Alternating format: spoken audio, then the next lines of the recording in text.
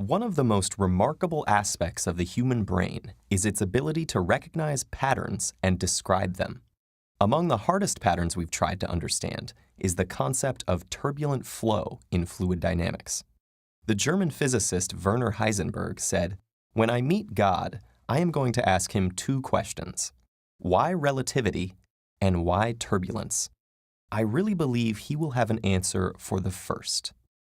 As difficult as turbulence is to understand mathematically, we can use art to depict the way it looks. In June 1889, Vincent van Gogh painted the view just before sunrise from the window of his room at the St. Paul de Massol Asylum in Saint-Rémy-de-Provence, where he'd admitted himself after mutilating his own ear in a psychotic episode. In the starry night, his circular brushstrokes create a night sky filled with swirling clouds and eddies of stars. Van Gogh and other Impressionists represented light in a different way than their predecessors, seeming to capture its motion, for instance, across sun-dappled waters, or here in starlight that twinkles and melts through milky waves of blue night sky. The effect is caused by luminance, the intensity of the light in the colors on the canvas.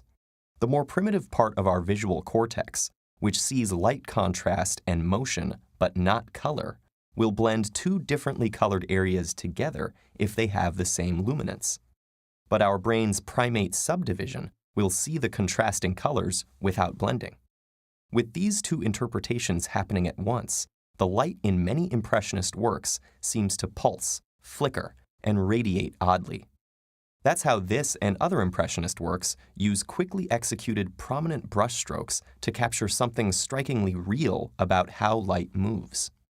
60 years later, Russian mathematician Andrei Kolmogorov furthered our mathematical understanding of turbulence when he proposed that energy in a turbulent fluid at length r varies in proportion to the 5/3 power of r. Experimental measurements show Kolmogorov was remarkably close to the way turbulent flow works, although a complete description of turbulence remains one of the unsolved problems in physics. A turbulent flow is self-similar if there is an energy cascade. In other words, big eddies transfer their energy to smaller eddies, which do likewise at other scales. Examples of this include Jupiter's Great Red Spot, cloud formations, and interstellar dust particles. In 2004, using the Hubble Space Telescope, scientists saw the eddies of a distant cloud of dust and gas around a star, and it reminded them of Van Gogh's Starry Night. This motivated scientists from Mexico, Spain, and England to study the luminance in Van Gogh's paintings in detail. They discovered that there is a distinct pattern of turbulent fluid structures, close to Kolmogorov's equation, hidden in many of Van Gogh's paintings.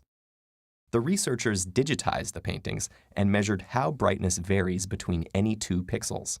From the curves measured for pixel separations, they concluded that paintings from Van Gogh's periods of psychotic agitation behave remarkably similar to fluid turbulence.